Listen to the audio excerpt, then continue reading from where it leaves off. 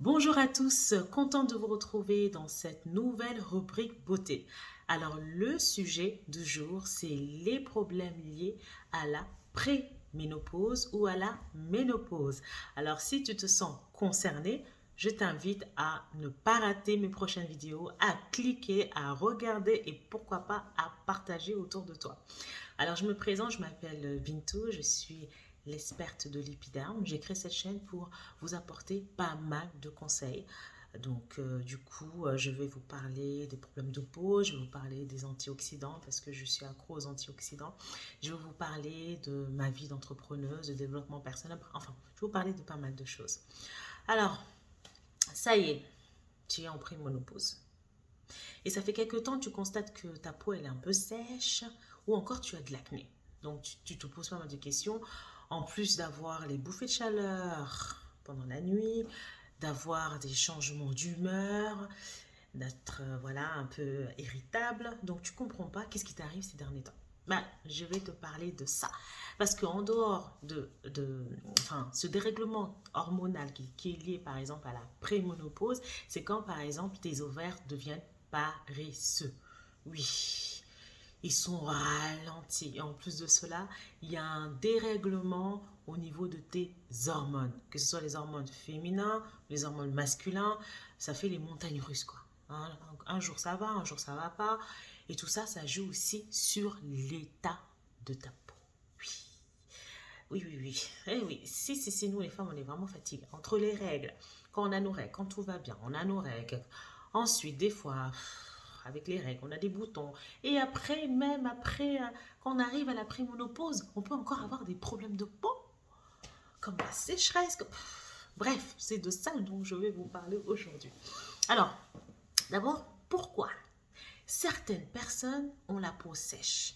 Parce qu'en fait, il y a une chose à savoir, c'est que quand il y a un dérèglement au niveau des ovaires, quand tes ovaires décident de venir au ralenti, bah, en fait, ce que tu sais pas, c'est que les ovaires, enfin, les hormones, permettent en fait d'agir sur la régulation de ta peau, permettent aussi en fait d'agir sur l'hydratation de ta peau. Donc quand tu arrives à la prémonopause, il peut arriver en fait que tout simplement tu perds des acides gras. Ton corps absorbe moins des acides gras. Donc ce qui fait que tu vas avoir une peau beaucoup plus sèche, plus déshydratée. Si tu as une peau de nature sèche, bah, elle risque d'être beaucoup plus sèche à la prémonopause. Si tu as une peau grasse, bah, la prémonopause, elle va devenir sèche. Parce que, en fait, les hormones, même si souvent on croit que les hormones sont liées que, voilà, quand on parle, généralement quand on parle des hormones, ça va être, ah, mes règles ou bien problème d'acné. Mais en dehors de ça, les hormones ont un rôle incroyable, ont un rôle incroyable sur la régulation de beaucoup de choses. C'est-à-dire quand tes hormones féminins et masculins sont régulées, enfin, vont en fait se stimulent normalement, il n'y a pas de moment où il y a plus d'hormones féminins, plus d'hormones masculins, bah quand c'est comme ça, quand ils sont au même niveau, bah ça régule pas mal de choses au niveau de ton organisme. Donc ça joue aussi sur l'état de la peau. Par exemple, ceux par exemple, qui ont une peau beaucoup plus acnéique à la prémonopause, c'est tout simplement lié parce qu'en fait, leur taux d'hormones féminins baisse. Tu vois, ça baisse. Et le fait que ça baisse, bah, c'est les hormones masculins maintenant qui vont prendre le dessus. Et c'est là que tu vas voir que ta peau va être beaucoup plus grasse. C'est là que ta peau va être beaucoup plus luisante. Et c'est là que tu peux avoir aussi de l'acné à la prémonopause. T'imagines un peu? De l'acné à la prémonopause, c'est-à-dire, tu arrives à un certain âge, tu dois déjà supporter difficilement de ne plus avoir tes règles ou supporter avec joie de ne plus avoir tes règles. Bref, tout dépend de chacun. Mais en plus de cela, tu peux avoir une peau aussi grasse et te retrouver avec de l'acné. T'imagines de l'acné. Et ça peut aller jusqu'à la ménopause. Donc, la ménopause, c'est quand tes ovaires sont en stand-by total. Là, c'est stand-by. Ça arrive à partir de 50, 51 ans. Ok. Donc là, tu te dis, mais c'est pas possible. J'ai eu de l'acné à mon adolescence. J'ai eu de l'acné période de ma vie où j'étais trop stressée et là j'ai l'acné, préménopause, ménopause, je comprends pas alors que j'ai plus de règles. C'est quoi ça? Ben justement, c'est à cause de ça. Et oui, les hormones féminins dorment et les hormones masculins peuvent se réveiller et donc te donner de l'acné. Maintenant, ce qu'il faut faire, c'est que pendant cette période, il faut être à l'écoute de ta peau. Super important. Être à l'écoute de ta peau et adapter les soins par rapport à l'état actuel de ta peau. Si par exemple, le dérèglement hormonal a rendu ta peau beaucoup plus sèche, alors à ce moment-là, tu devras en fait prendre une routine hydratante. Une routine où il y aura des produits doux, naturels, concentrés, c'est-à-dire centrés sur l'hydratation. Des concentrés, des sérums hydratants. C'est des choses que tu dois favoriser dans ta routine. Un hydratant, un sérum hydratant, c'est ce qui va te permettre de maintenir l'hydratation au niveau de ta peau. Parce que le fait d'être en manque, en fait, le fait d'avoir ce dérèglement hormonal, ça peut se créer en fait l'évaporation du film hydrolipidique. Ton film hydrolipidique va être beaucoup plus sensible. Ton film hydrolipidique va moins en fait te protéger. Donc ça veut dire ta peau va être plus sensible face aux agressions extérieures. Donc tu vas avoir une baisse d'hydratation parce qu'il va avoir une évaporation en eau au niveau de ta peau. Donc, il faut prendre et privilégier les sérums hydratants. C'est ça, la base, les sérums hydratants. Il faut que tu t'hydrates aussi avec des crèmes qui sont à la fois hydratantes et nourrissantes. Mais avant ça, c'est vraiment les sérums hydratants. Ensuite, ça c'est pour les peaux sèches. Maintenant, pour les peaux sèches et pour les peaux grasses, il faut absolument que tu intègres dans ta routine un tonique exfoliant. Je ne dirais pas un gommage parce que le fait que ta peau est sèche, si tu te gommes la peau, tu risques en fait de sensibiliser un peu plus ta peau. Ta peau a besoin d'être exfoliée pour accélérer le renouvellement cellulaire. Parce que pendant la préménopause, ou la ménopause, il y a un effet où il y a un ralentissement au niveau du renouvellement cellulaire. En temps normal, la peau se renouvelle tous les 21 jours à peu près, mais quand tu arrives en préménopause et ensuite en ménopause, il y a un ralentissement de moins de 40%. 40%, c'est énorme. Donc ça veut dire que il va falloir combler ce ralentissement. Il va falloir en fait combler en intégrant dans ta routine des soins qui vont juste rebooster le renouvellement cellulaire. Parce que quand le renouvellement cellulaire est au ralenti, ça joue sur quoi? Ta peau elle est beaucoup plus sèche, beaucoup plus terne, les rides sont beaucoup plus visibles, ta peau elle est beaucoup plus relâchée, ta peau est beaucoup plus sensible face au soleil. Oui, parce que ton film hydrolipidique qui est là pour te protéger aussi des agressions extérieures, de nourrir, d'hydrater, c'est vraiment un film protecteur qui a énormément de rôle, il s'affaiblit. Donc il va falloir le renforcer en intégrant des sérums hydratants, en intégrant aussi des acides gras dans ton alimentation. Oui, parce que ce que tu manges, ça permet en fait de nourrir tes cellules intérieures et extérieures. Quand tu manges par exemple des bonnes huiles, ces huiles là, ça produit des sécrétions de sébum qui va en fait tout simplement mieux protéger ta peau des agressions extérieures. C'est pour ça qu'il est super important dans ton alimentation aussi de favoriser les bonnes huiles. Voilà, pour avoir on va dire, comment dire, des bonnes vitamines. J'espère que tu as compris. Donc, en plus de prendre aussi des vitamines, il faut aussi bien t'hydrater. Que tu aies la peau sèche ou que tu aies la peau grasse. Il faut t'hydrater. Hyper important. Si tu as du mal à boire 1,5 litre d'eau, moi, généralement, je ne pousse pas les gens à boire 1,5 litre d'eau. Je leur dis juste, je vous conseille, mais il y a une autre technique aussi pour bien s'hydrater. Si tu n'es pas trop haut, c'est pas grave. Il y a les tisanes que tu peux prendre. Tu peux prendre la soupe, tu peux prendre plein d'autres choses. Des fruits qui sont très, très, très hydratants. Donc, j'ai une vidéo que tu pourras voir ci-dessous où je parle de, voilà, je donne des astuces pour mieux s'hydrater.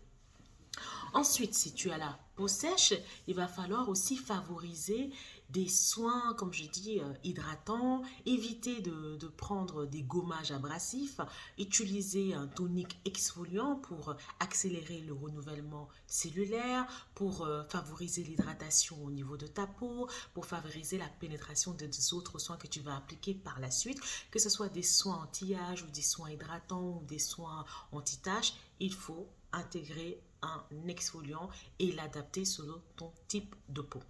Maintenant, il faut aussi rajouter dans ta routine des masques hydratants, que ce soit, voilà, franchement les masques c'est trop bien. Si tu fais en journée ou encore la nuit, c'est encore mieux parce que ta peau se renouvelle mieux la nuit. Alors fais-toi franchement des moments plaisir avec des masques. Franchement les masques c'est trop top parce que ta peau, franchement, il n'y a rien de mieux pour maintenir l'éclat de ta peau. Il faut faire un masque. Le mieux même, c'est de faire un masque juste après ton gommage. Voilà. Donc, si par exemple, tu utilises un tonique exfoliant, ok, tu laisses bien pénétrer le tonique et tout. Et ensuite, avant de dormir, tu appliques un soin hydratant. Ça peut être un masque hydratant, une crème de nuit hydratant. En tout cas, il y a des masques de nuit que tu peux utiliser le soir et je trouve ça top. Si tu as la peau sèche, déshydratée, tu peux utiliser des huiles. Oui, intégrer des huiles.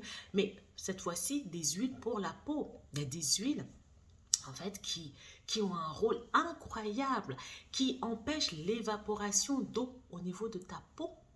Oui, l'huile d'argan, c'est super bien, l'huile d'argan. L'huile de nigel, c'est top aussi. L'huile de nigel, c'est magnifique, c'est super bien.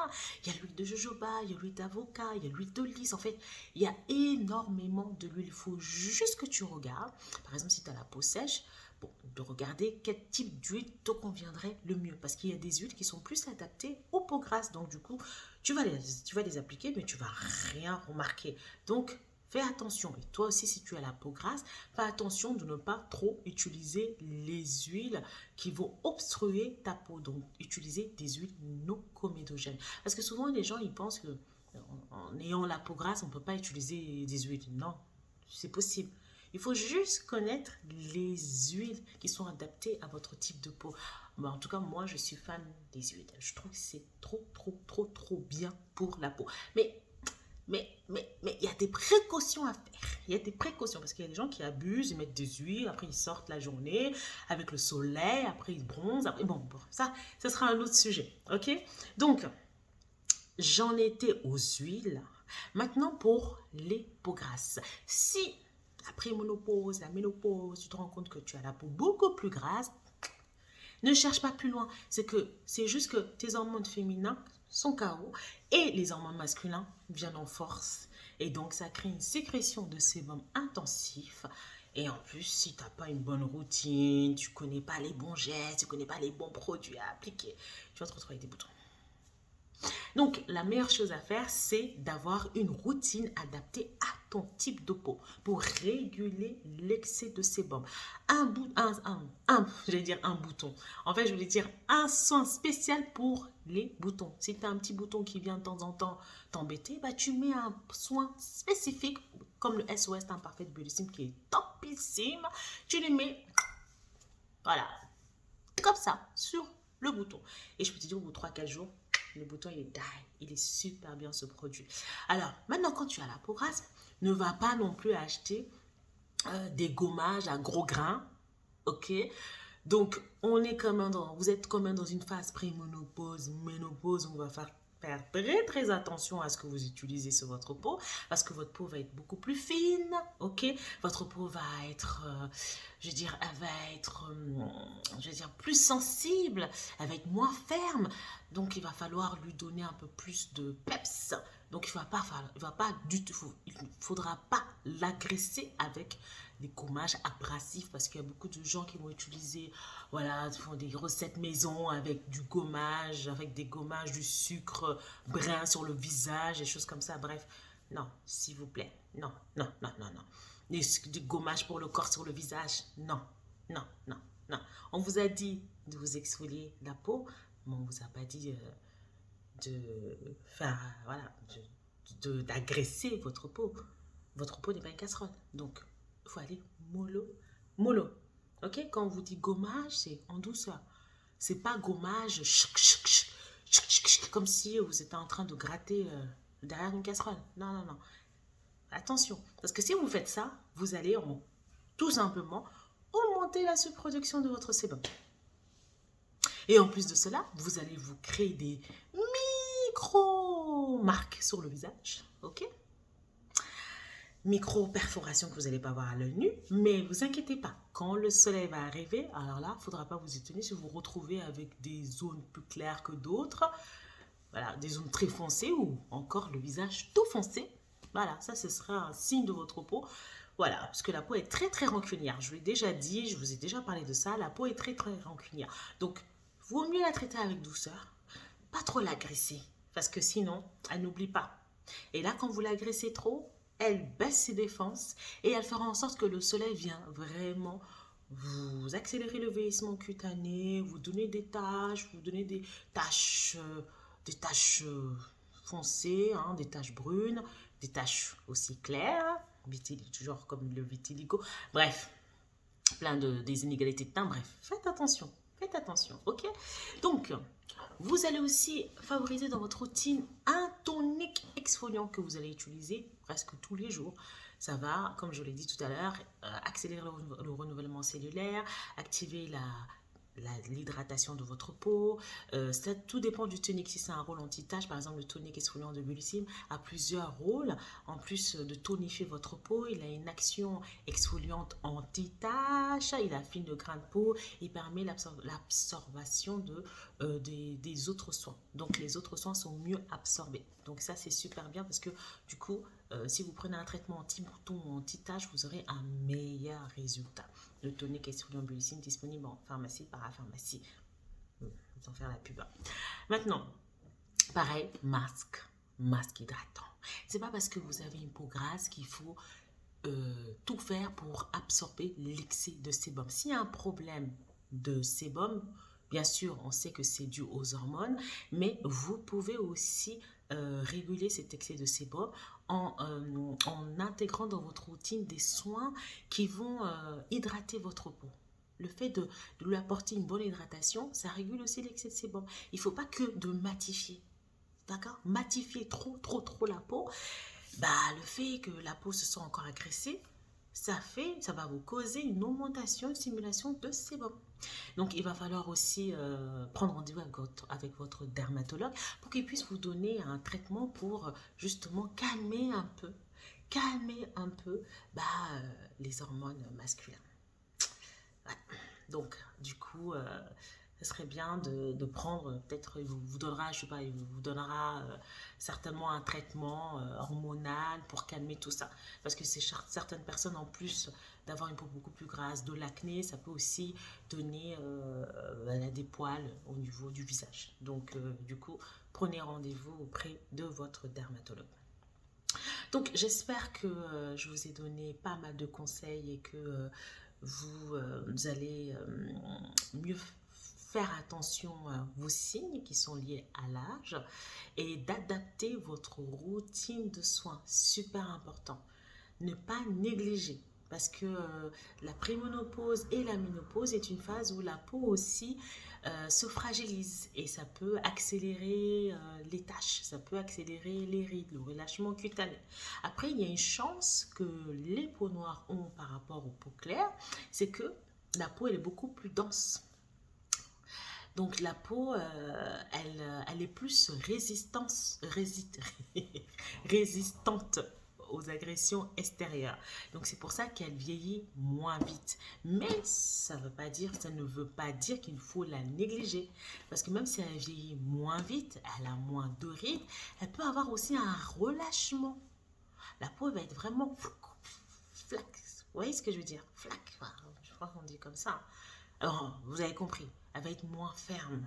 Donc, il va falloir le rapporter plus de tonicité à votre peau. Et même si elle vieillit plus lentement, elle n'est pas à l'abri des taches solaires, de relâchement cutané, des inégalités de teint. D'accord? Donc, ne négligez pas. Et même au niveau de l'alimentation, faites attention à ce que vous mangez. Hydratez-vous, prenez des antioxydants comme l'esquinoxy. Oui, prenez des antioxydants. L'esquinoxy vont vous permettre de vous apporter les vitamines qu'il vous faut pour faire face à cette période où le corps change. Il va falloir encore s'adapter. Donc, en intégrant des antioxydants, en ayant une bonne alimentation de légumes verts, de boire des fruits frais, de jus de légumes, boire suffisamment de l'eau, des soupes, voilà, diminuer un peu le sucre parce que le sucre, oh là là, le sucre, l'ennemi du siècle. Le sucre, c'est un accélérateur du vieillissement. C'est-à-dire le sucre, il vieillit la peau à puissance 10. À puissance 10. En plus d'accélérer le vieillissement cutané, de vous donner des rides, des cernes, relâchement, bref, manque d'éclat, le teint terne. Laisse tomber. Le sucre peut vous donner aussi, peut développer l'acné. Oui, l'acné. Oui. Mais bref, ça c'est un sujet, je vous parlerai une autre fois. Donc, si vous avez apprécié ma vidéo, n'hésitez pas à la partager autour de vous. Si vous cherchez une routine, parce que vous êtes un peu perdu, n'hésitez pas à me contacter. Je fais des coachings personnalisés. Il y a le lien ci-dessous. Si vous avez aimé, cliquez sur le petit pouce, partagez, commentez.